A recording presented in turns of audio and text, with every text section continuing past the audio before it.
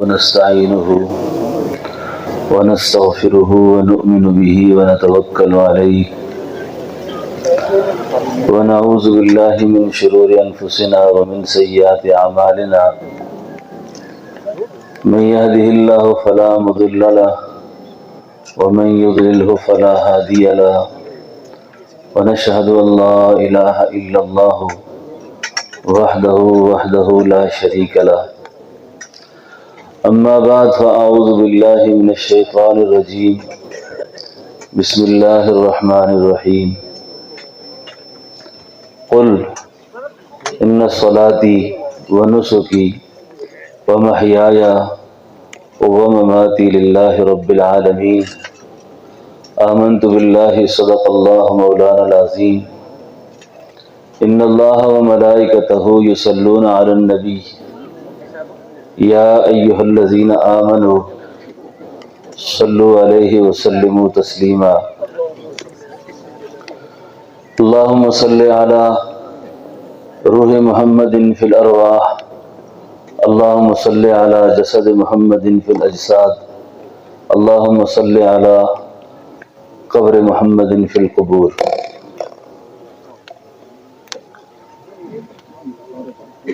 معزز علماء کرام،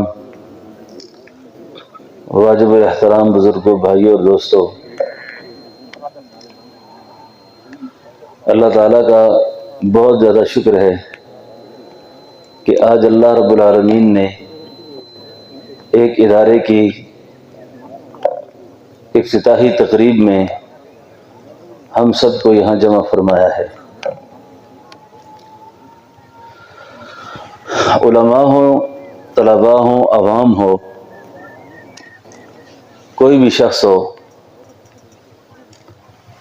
ہر شخص کی نفس کی کچھ بڑی باریک قسم کی بیماریاں ہوتی ہیں، اور ان نفس کی باریک بیماریاں بعضوں کو اس کا ادراک اللہ تعالیٰ زندگی میں نصیب فرما دیتے ہیں اور بعضوں کو اس کا ادراک نہیں ہوتا، اور جن کو ادراک نہیں ہوتا جب وہ دنیا سے چلے جائیں گے تو اپنے ان اعمال پر اس بات کا افسوس کریں گے کہ کاش ہم نے وہ کام نہ کیا ہوتا۔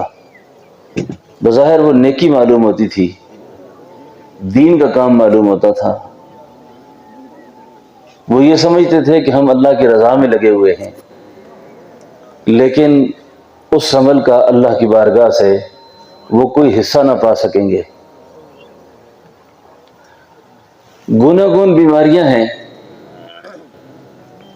ہر شخص کی چاہت میں صدر نشینی کے مقام سے کم پر راضی ہونا نہیں ہے۔ ہر شخص مقام چاہتا ہے، ہر شخص اپنے آپ کو کسی جگہ پہ دیکھنا چاہتا ہے، اور اس دیکھنے میں وہ اللہ کو ناراض کرنے کا معاملہ ہو،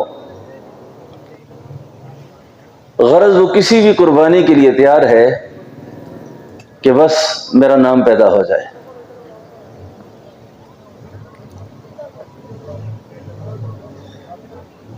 تو اللہ رب العالمین اپنے بندے کو مخاطب ہیں کہ وہ کوئی بھی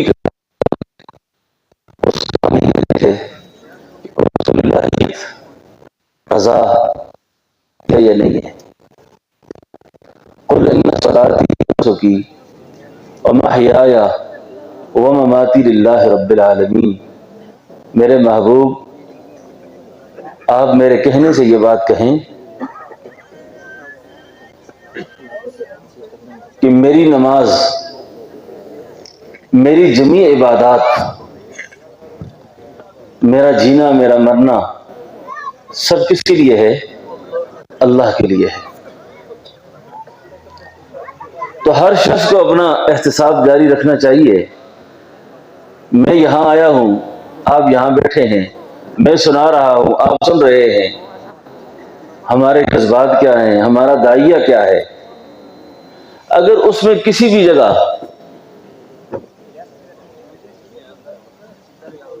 نیت میں فطور پایا جاتا ہے تو فوراً اپنا احتساب کر لے،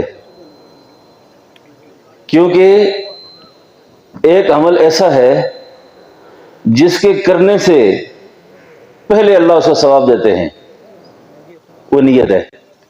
آپ نے کیا کچھ بھی نہیں، لیکن نیت ٹھیک رکھی ہے۔ سیدنا حضرت امیر معاویہ رضی اللہ عنہ جلیل القدر صحابی ہیں۔ ایک دن سیدنا حضرت ابو ہریرہ رضی اللہ عنہ سے کہتے ہیں، ہریرہ مجھے کوئی نصیحت کریں، آپ مجھے کچھ واعظ کریں، ایسی نصیحت کریں، ایسا واعظ کریں جو آپ نے رسول اللہ صلی اللہ علیہ وسلم سے سنا ہو۔ سیدنا حضرت ابو ہریرہ رضی اللہ عنہ جب واعظ کے کھڑے ہوئے، سیدنا امیر معاویہ رضی اللہ عنہ مخاطب ہونے لگے تو گر گئے۔ دوبارہ کھڑے ہوئے، تیسری بار کھڑے ہو کر ارشاد فرمایا کہ میں نے رسول اللہ صلی اللہ علیہ وسلم کو یہ ارشاد فرماتے ہوئے سنا ہے کہ جہنم کی آگ جس شخص کو بنیاد بنا کر دہکائی جائے گی وہ شخص ریاکار ہوگا، وہ شخص ریاکار ہوگا۔ زندگی کا بہت سارا وقت گزرتا جا رہا ہے، خاص طور پر اللہ والوں نے لکھا ہے کہ جس آدمی کی عمر 40 سال ہو جائے اور 40 سال کے بعد اس کی داڑھی میں سفیدی پھیل جائے، اس کے بعد اس کے اپنے دل کو ریا سے، دکھلاوے سے کالا نہیں کرنا چاہیے، اس کو اپنے دل کو کالا نہیں کرنا چاہیے۔ پھر مثلا اگر ریاکاری کا گناہ کیا اس نے، اور بہت بڑا گناہ ہے، یہ بہت بڑا گناہ ہے یہ، تو کہیں ہم نیک اعمال کرنے کے بعد مردار نہ ہو جائیں،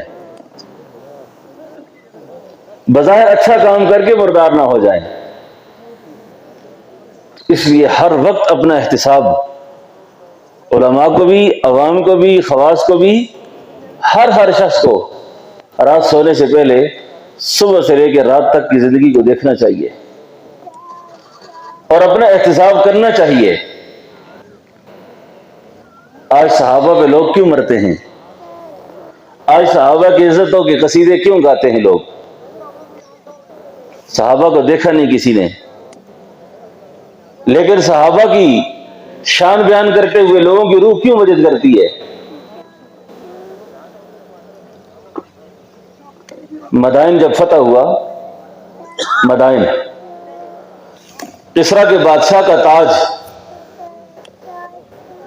اب کسی بھی جنگ میں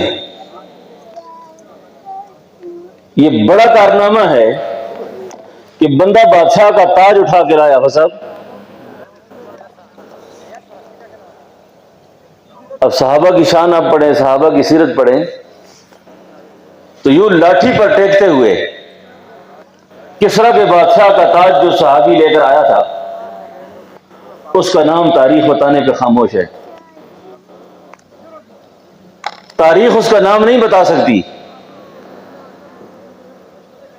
قافلے کے امیر نے پوچھا، او اللہ کے بندے، تو نے اتنا بڑا کارنامہ کیا ہے، اتنی بڑی خدمت سر انجام دی ہے کہ بادشاہ کا تاج اٹھا کے لایا ہے، تو تیرا نام کیا ہے؟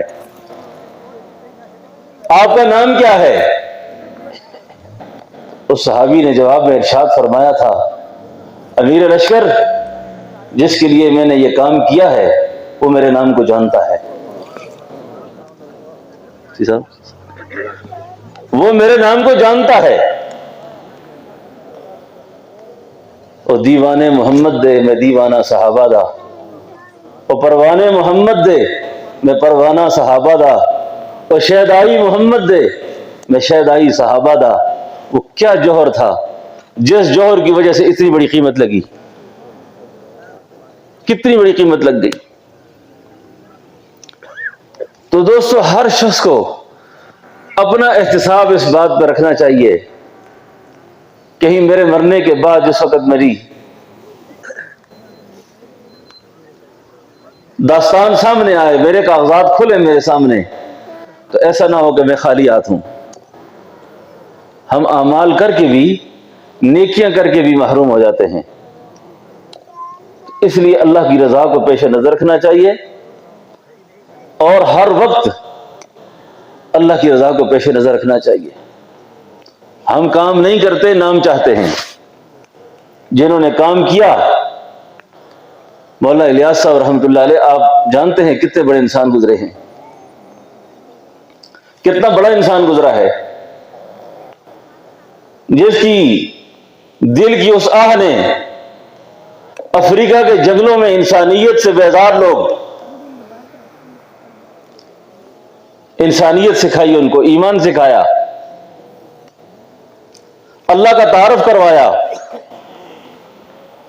جس کی دعوت نے یورپ کے دروازے پر دستک دی، جس نے ایسے انسانوں کی جماعت تیار کروائی کہ جس کی مثال گزشتہ صدیوں میں اجتماعی طور پر اتنی بڑی نہیں ملتی۔ آخری وقت ہے، دنیا سے جا رہے ہیں، اللہ اکبر۔ دو شخص آخری وقت میں ان سے ملاقات کے لیے گئے، دونوں کے تاثرات بڑے عجیب ہیں۔ ایک حضرت مولانا ابو الحسن ندوی رحمۃ اللہ علیہ، اور دوسرے مولانا مفتی محمد شفیع عثمانی رحمۃ اللہ علیہ۔ حضرت فرماتے ہیں کہ آخر وقت مولانا الیاس صاحب مجھ سے مخاطب ہوئے اور کہنے لگے، مفتی صاحب، یہ جو تبلیغ کا کام میں نے شروع کیا، یہ کہیں استدراج تو نہیں ہے؟ استدراج تو نہیں ہے؟ استدراج کسی کافر کے ہاتھ سے، کسی فاسق کے ہاتھ سے، کسی بے دین آدمی کے ہاتھ سے کوئی کام شروع ہو اور کام کو ترقی مل جائے، مشہور ہو جائے اور لوگ اس کے پیچھے لگ جائیں، یہ شخص اپنے بارے میں گمان رکھتا ہے کہیں میں اس کھاتے میں تو نہیں ہوں، اس جماعت کا حصہ تو نہیں ہوں میں۔ اپنے بارے میں کیا گمان ہے یہ؟ حضرت مفتی صاحب فرمانے لگے، حضرت یہ استدراج نہیں ہے، یہ آپ کی کرامت ہے، یہ آپ کی کرامت ہے۔ دوستو، اخلاص کی بنیاد پر، للہیت کی بنیاد پر ایک کام شروع ہوا اور اس کام نے لاکھوں انسانوں کے دلوں کو بدلا۔ چلتے پھرتے لوگ واعظ و نصیحت کر گئے۔ اشفاق احمد ایک ادیب گزرا ہے، وہ کہتا ہے کہ میں اپنی بیوی کے ساتھ انگلینڈ میں تھا اور مغرب کی نماز کا وقت ہوا، کسی پارک کے اندر ہم ٹہل رہے تھے، کسی پارک میں ہم پھر رہے تھے، تو ہم نے چند نوجوانوں کو دیکھا کہ وہ دعوت کے تبلیغ میں مصروف ہیں، اور اذان دی، پھر نماز کے لیے وہ کھڑے ہو گئے، نماز کے لیے کھڑے ہو گئے، اور وہاں پھرنے والی عورتیں جو گھر سے پریشان حال، کس حال میں گھر سے نکلی ہوتی ہیں۔ یہ تو اسلام ہے جو انسان کو امن دیتا ہے، عافیت دیتا ہے، عزت دیتا ہے، ورنہ یہ یورپ کی رنگینیوں میں انسانیت نہیں ہے، سکون نہیں ہے۔ وہ عورتیں بھی آگے اذان سننے لگیں، نماز کو دیکھنے لگیں، اور نماز کے بعد اس نوجوان نے واعظ کیا، تبلیغ کی۔ جب تبلیغ کی ان کو بڑا سکون ہوا۔ جب واعظ ختم ہوا تو اس خاتون نے اس نوجوان کو مصافحے کے لیے ہاتھ آگے کیا، اس نوجوان نے اپنا ہاتھ پیچھے کر لیا، ہاتھ پیچھے کر لیا۔ اس نے کہا، ہاتھ کیوں نہیں ملاتے مجھ سے؟ دوستو، اس نے کہا، یہ ہاتھ میری بیوی کی امانت ہے، یہ ہاتھ میری بیوی کی، یہ ہاتھ کسی اجنبی عورت کے ہاتھ میں نہیں دے سکتا میں، یہ اسلام کی تعلیم ہے۔ یہ اشفاق احمد کہنے لگے، میں نے اپنی بیوی قدسیہ سے کہا، یہ جو نظام الدین دہلی کے اندر مولوی الیاس تھا ایک، جس کی زبان میں پورے طور پہ فصاحت بھی نہیں تھی، یہ نہیں تھا کہ وہ بیان کرتے اور فصاحت و بلاغت کا دریا بہا دیتے، لکنت تھی زبان پر، لیکن یہ اس کے اخلاص کا درد ہے. اس کا جو تعلق معلّہ تھا، آج اس نوجوان نے اس خاتون کے ساتھ جو اسلام کی تبلیغ کی ہے، اسلام کی دعوت دی ہے، قیامت تک مولوی الیاس کا یہ درد یورپ کے دروازے پر دستک دیتا رہے گا. یہ نہ دیکھیں کہ آج یہاں کیا ہے، بارش ہے، ویرانہ، کچھ نظر نہیں آتا. ایسے ہی ہوتا ہے ہر جگہ. کوئی بھی کام شروع ہوتا ہے، یاد رکھیں اس کی بنیاد پر جب اخلاص ہوتا ہے، للہیت ہوتی ہے، نہ بنانے والوں کا پتہ ہوتا ہے بعد میں، نہ چلانے والوں کا پتہ ہوتا ہے. عظیم الشان ادارے قائم ہوتے ہیں، دین کے کام چلتے ہیں، ہوتے رہتے ہیں اور ہوں گے. اس میں صرف اور صرف ضرورت اس بات کی ہے کہ یہ میں اور آپ جو ہیں، ہم اپنے تعلق اللہ کے ساتھ صحیح ثابت کر کے ہم دینی اداروں کے سفیر بن جائیں، اللہ کی رضا کے کاموں میں شامل ہو جائیں. خلیفۃ المسلمین، خلیفہ بلا فصل سیدنا حضرت ابوبکر صدیق رضی اللہ عنہ کا بہت خوبصورت ارشاد ہے. آپ فرمایا کرتے تھے، بہت خوش نصیب انسان وہ ہے جو خود مر جاتا ہے اس کی نیکی نہیں مرتی. جو خود مر جاتا ہے اس کی نیکی نہیں مرتی. اور بہت ہی برا اور بد نصیب انسان وہ ہوتا ہے جو خود مر جائے اس کا گناہ نہ مرے. خود مر جائے اس کا گناہ نہ مرے. تو اس لیے دوستو، اللہ کی رضا کو پیش نظر رکھ کر ہمیں اپنی زندگی کا لائحہ عمل طے کرنا چاہیے. نام کے لیے بہت عرصہ ہو گئے لگے ہوئے ہیں، نہ نام ہوا نہ کام ہوا، نہ نام ہو سکا نہ کام ہو سکا. آخر جانا اللہ کے سامنے پیش ہونا ہے، آخر اللہ کے سامنے پیش ہونا ہے. تو اپنے اعمال کو اللہ سے قبول کروائیں، اپنے اعمال کو اللہ کی رضا کے لیے کیا کریں اور اس کا احتساب کریں. اپنا احتساب کریں کہ میری دل کی پوٹلی میں قل ان صلاتی ہے کہ میں اللہ کے لیے کر رہا ہوں. اور اگر اللہ کے لیے کر رہا ہوں تو اللہ رب العالمین قیامت والے دن ان اخلاص کی بنیاد پہ کیے جانے والے اعمال پر اللہ جو بہت بڑا انعام اپنے بندے کو دیں گے نا، بہت بڑا انعام. اللہ فرماتے ہیں للذین احسنوا الحسنى وزیادہ. اللہ اپنے اس بندے کو جنت دیں گے اور اس سے کچھ زیادہ بھی دیں گے. فرمایا وہ جو زیادہ چیز اللہ دیں گے نا، وہ زیادہ اللہ کا دیدار ہوگا، وہ اللہ کا دیدار ہوگا. اور جس وقت بندہ اللہ کے دیدار سے مشرف ہوگا، اس کو جنت کے زمانے میں کسی اور چیز کی چاہت ہی نہیں ہوگی، پھر کسی اور چیز کی چاہت نہیں ہوگی. اس لیے قرآن کریم میں اللہ فرماتے ہیں فمن کان یرجو. وقت تھوڑا ہے. حضرت مفتی صاحب کہ آج اجتماع میں ابھی میرا شرح صدر شروع ہوا ہے، پہلے میں بارش کے خوف میں تھا، شرح صدر ابھی ہوا ہے، ٹائم پورا ہو گیا ہے. فمن کان یرجو لقاء ربه فلیعمل عملا صالحا ولا یشرک بعبادت ربه احدا. جو یہ چاہتے ہیں کہ ہماری ملاقات اللہ سے ہو، سب چاہتے ہیں نا، اللہ کی ملاقات سارے چاہتے ہیں کہ ہماری ملاقات اللہ سے ہو. سبحان اللہ. اور اللہ کن سے ملیں گے؟ عملا صالحا ولا یشرک بعبادت ربه احدا. جن کے اعمال ٹھیک ہوں گے اور جن کی عبادات شرک سے پاک ہوگی، ریا سے پاک ہوں گی، ان سے اللہ ملیں گے، ان سے اللہ کی ملاقات ہوگی. تو اللہ رب العالمین ہم سب کو اخلاص نصیب فرمائے. اور اس وقت امت بڑے نازک صورتحال سے گزر رہی ہے.